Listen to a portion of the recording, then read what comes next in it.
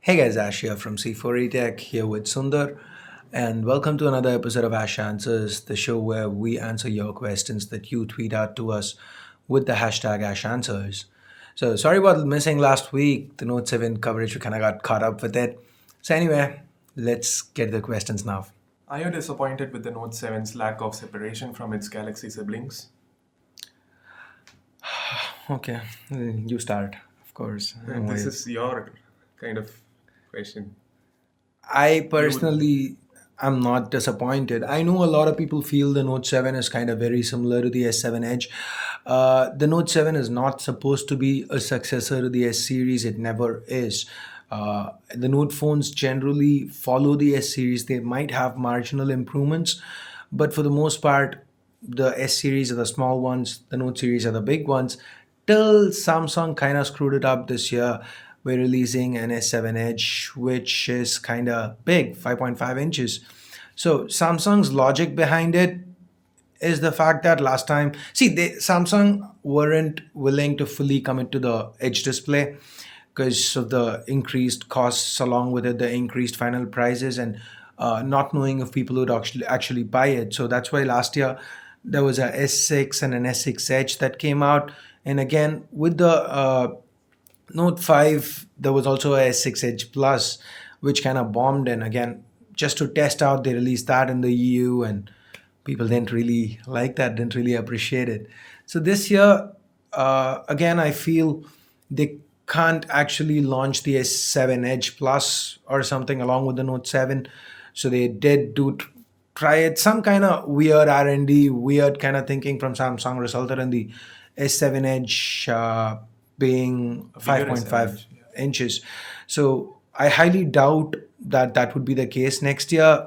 But then again, that's just me. So overall, okay, back to the question. I'm not disappointed at the fact that the Note 7 is not all that different from the S7 Edge. If I owned a S7 Edge, I might be a little bummed out. But then again, if you're buying a S7, you know you're missing out on the uh, S Pen functionality, and that's basically what the Note 7 brings with it, that and an iris scanner. So you shouldn't really be disappointed. Just my take here. What about you? You're not going to say anything? I have been talking all this time, so people are going to be like, almost went to the next question here. I know, No, I but the thought we comments just- are going to be, you're not letting Sundar talk. So, say something. All right. Say something like Apple, blah, blah, yada, yada, Samsung, Apple. No, I'm not gonna say that. See, if I have a different point of view from yours, then yeah, I might just put out a comment. But in this case, I agree with him. So Okay. moving on to the next question. Will Redmi 4 launch in India soon? Redmi 4 is not even officially announced yet. So there are rumors and yeah, leaks. rumors and a few reports say that it will be launched in China on the 29th of August. So if that's the case, maybe around September end or October, the beginning of October, maybe. I'm just What's guessing. That's just my I guess. haven't even seen what's the chip. No, there's nothing about the chip yet. So There's no if rumor they about are, the chip yet. if they are launching it with a Snapdragon chip inside, then the odds of it launching in India quite soon are high. But if they launch it with a MediaTek, then it Yeah. might take time. I mean, Xiaomi still has issues with legal issues with MediaTek. Launching MediaTek in India, and they will have to actually change the chip if they were to launch it in India. It depends on what they're launching And it I with. don't think the specs will be very different from the Redmi 3S Prime. From what I saw, the Redmi 4 will have a fingerprint scanner and a 13 megapixel rear camera and a 5 megapixel front camera, which are also available on the Redmi 3S Prime. But So the biggest difference would probably be the will be the OLED SoC. technology. Yeah, maybe. No, the OLED. Yeah. So we'll see. Yeah. A phone that will last 2 to 3 years. Don't want to be running around for a charger when battery quality drops drastically. Just what we were talking about right now. Redmi 3S Yeah. Redmi or 3S. the Redmi Note 3. Yep. So I even if the battery life drops drastically after a year or two, it will still last you a day, definitely. Yeah. Fingerprint scanner, Mi 5 versus OnePlus 3 versus Note 7 versus 6S. We haven't actually tested them out, but From from personal experience, I'd say it's the OnePlus 3. yep, OnePlus 3. 6S is also equally fast, but then the animations will take a second or two before you actually end up on the home screen. So OnePlus 3. I would actually go OnePlus 3, Mi 5, 6S, and Note 7. Note 7 6S. No, 6S is faster than the Note Note 7. 7 reaches the home screen actually faster than the 6S. If you turn the animations off. Even then, Yeah. And I've kind of felt the 6S to be a little faster than the S fingerprint scanners. Anyway, moving on. enjoyed this 1-year-old video one more time. When Ash is going to Hyderabad. Yeah, that should happen. I've always said soon, but now I'm giving you a time. It should happen before the end of September. We are working on it. Best video you ever made? Best video I've ever made. I don't know. I feel every video I put in 100%. So I don't. Anything that Generally, came my out really well, reviews, better than you expected? not really. The one I spent the most time on was, I've said it multiple times, Galaxy Alpha review. But barring that, it's just I spend equal amounts of time on everything. So, and I know why this question was raised. So, what's your favorite video that you've shot? My favorite, it's the Mi Band 2 review. Of course, he can't say Pebble Time Steel now. He just wants to be different. Mi Notebook Air review. When is it happening? Me Notebook Air. When can you get it to me? The question should be if it's happening, Nah, rather it than will when. happen. It will happen. I mean, Xiaomi, it's always a win because I do get them. The problem is I'm not able to source it, so I'm trying And we to. need a lot of time too because we need to come up with a new format because we haven't I reviewed actually have laptops. already thought about it. Yeah. I know what I'm gonna do. I already No, have I'm that. not gonna do that. I'm doing it. I'm doing it. Of course, I'm doing it. Alright. I have a rough idea of what I want to do with it, but it's just a matter of me getting it in my hand. So, did Sundar give 17 rupees back? I don't know, guys. He still hasn't given me the money. And I won't. See, Maybe in 17 months. If stock Android is the best, then why do some companies use custom versions like MIUI and Emotion UI, EMUI, whatever? yeah. So, see, guys, this is what it is. I think we've covered this before Yeah. as well. Stock Android is nice, but brands wanna differentiate themselves from other brands. So if you're in India, and if you have any family members who are a little older, and they have a Samsung phone, now you go and ask them what phone do you want. Odds are they're gonna say I want another Samsung. You give them a OnePlus 3, you give them a Mi 5, the learning curve, they are not willing to relearn stuff. They're happy. It's not just for older people, it's people who are not quite as uh, Tech technically savvy. savvy. Yeah. So for these people, that's the loyalty that brands want to inspire.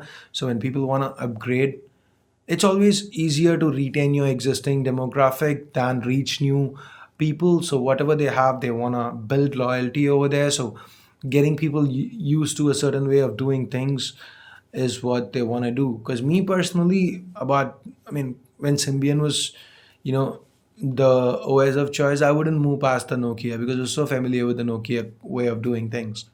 So that way, everybody doing stock wouldn't make sense for brands. So uh, it's a short term, if a short term thing. Like for example, with Motorola, when no one did it and Moto did it, it worked. But if everyone were to start offering stock Android, they lose their edge. Moto will probably go back to Moto Blur. And one more thing, stock Android is the best, is what most people say, but then maybe companies don't agree with it. Companies think their custom skins are better than stock Android, so And that's one more reason. in some cases, it's true as well. Like if you've seen, TouchWiz is becoming better. hmm? TouchWiz, the TouchWiz is original. getting better, and even stock Android incorporates a lot of things from other manufacturer overlays, like the dual window option that's coming up with Android N, or a lot of the DOS mode. I guess Sony was doing something about it, the stamina mode. There are parts and bits and pieces of stuff that Google takes inspiration from. So it's not like manufacturer overlays are all bad, but when you look at something like Asus's Zen UI, it's quite feature packed. What really irks us over there is the amount of bloat it comes with. So if they tone down the bloat, I still feel there's a lot of value with custom UIs. What's your thought about Zenfone 3 pricing?